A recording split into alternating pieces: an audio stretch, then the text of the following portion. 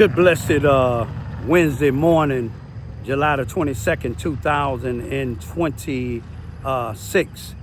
It's about 6:27 a.m. I greet all human beings all around the world. All around the world. All around the world. All around the world with a universal greetings of peace and the blessings of God be with you. It doesn't matter what your political, philosophical, personal, nor your religious beliefs may be. It doesn't matter whether you're the richest to the poorest person on the face of this earth. It doesn't matter whether you the proclaimed toughest to the proclaimed weakest person on the face of this earth. It doesn't matter if you're my family, friends, nor my proclaimed enemies. It doesn't matter whether you like me or anything that I say, do, nor produce. That's your prerogative. Always remember you have a First Amendment to the United States Constitution. A freedom of press, a freedom of speech, a freedom to protest, a freedom to gather, and a freedom to associate, as long as you do it all in a peaceful and non-violent manner. Now, if you're a felon, you might want to check with your local law enforcement officials to see or make sure you're not violating any local laws. If you're on probation or parole, you want to do the same thing. To check with your probation or your parole officer, make sure you're not violating any probation or parole rules and regulations. I'm going to make this short as possible. I have a video. It's a couple of short clips that I want to show y'all, and just say what you think. You remember that your personal belief is your personal belief, but just check it out. You know, you got all these groups in Charleston, Missouri and Southeast Missouri that's saying they got these stop the violent movements. And to me, the only thing when they saying stop the violence or the corruption that's happening to blacks, the only time they do it or say it is when a white police do something to a black. They don't care if it's justifiable or not. That's all they care about. Now, when blacks is selling drugs to blacks, ain't no problem, ain't no marches, ain't no complaining. When blacks is gang banging against other blacks, ain't no problems. Ain't no complaining. Now, when blacks is killing blacks, ain't no complaining. Ain't no marching. You see, because ain't no money in it. Ain't no lawsuits in it.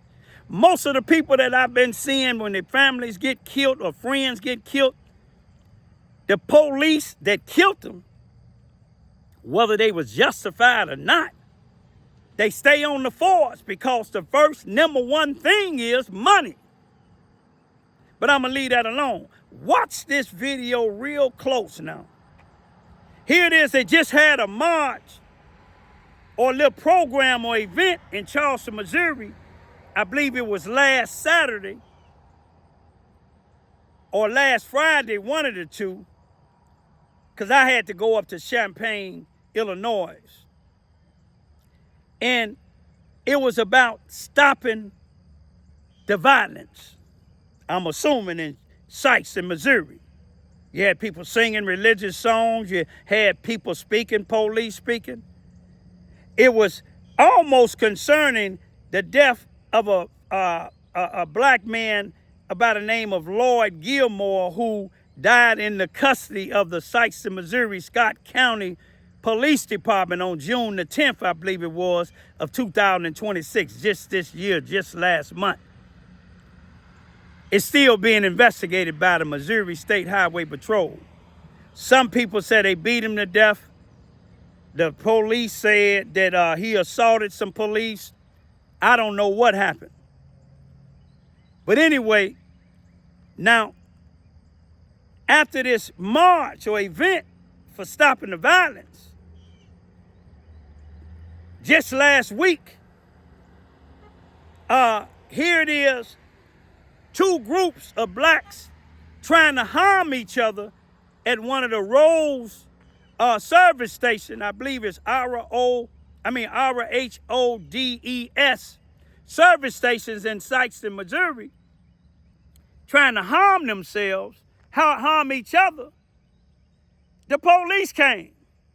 That's what you want them to do if ain't no responsible adults out there to stop instead of just videoing and laughing like it's a damn joke. But if it was one of their children, it probably wouldn't have been no joke. These is, I think, 14, 15-year-olds, I believe. Because I believe I heard one of the young girls saying, but 15. Each group on each side was handcuffed. They were separated from each other about maybe 100 yards, 100 feet. But you'll hear these females videoing, and then they laughing about it, and then this white journalist put it on her thing. I think her name is Gwendolyn or something. She covered a lot of black events. But I didn't see no joke in it. They was laughing.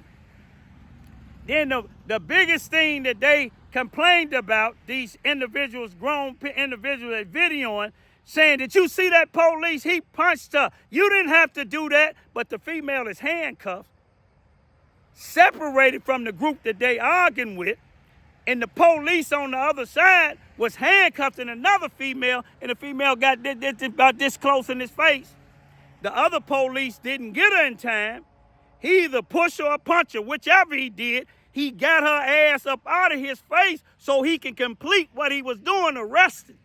Now, whether he was wrong or not, I leave that up to the police to investigate. Because if anybody was concerned, especially these grown-ass people out there videoing, thinking it's funny, especially when the paddy wagon come, oh, look, he almost turned over. They finna go to jail. Oh, I know him, I know her. But you ain't said shit to try to stop it. Where I grew up at, in Cabrini Green, and I know some of y'all don't like hearing me talk about it, we'd have been unseparated them children from that shit. Somebody would have got their ass whooped that day or that night. You see, they could have got locked up for disturbing the peace, mob action, and a whole bunch of other things. The female that came up to the police, whether he punched her or not or pushed her or not, whether he was right or wrong, she can get an assault charge on an officer, a law enforcement official. Know the law. Then you handcuffed already. Ain't a damn thing you can do to that police.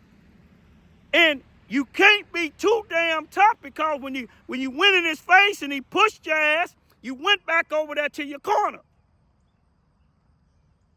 You see what I'm saying? Somebody should have been calling some of their parents. And even if their parents didn't come that night, them children would have been punished or they got their ass whooped real good and they never did it again. But look at the video, y'all. All actions from the police ain't wrong. I'm not justifying nothing in this here, but I say this much. It wasn't no responsible black adults out there trying to stop it. But they was just getting amusement. I guess they get paid from Facebook for shit like that on Facebook. Y'all talking about I get paid? I can be a millionaire with my stuff. I don't get paid for Facebook or YouTube. God rewards me by allowing me to be able to raise my two daughters, not to be in that ignorant shit out in these streets. Not saying that they don't do wrong. But if you see my kids out there doing that and you tell me I don't give a damn if they're grown or not, I bet you they won't do it no more. But tell me what y'all think. He probably just want them to be quiet.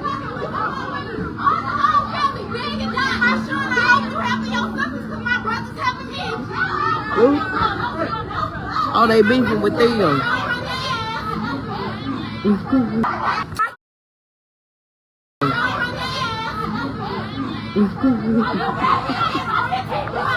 Oh, they done took her too. Oh, wait, punch her! You ain't have no right to punch her. That girl is already in handcuffs. He's swinging that motherfucker head. Y'all need to put them in handcuffs too.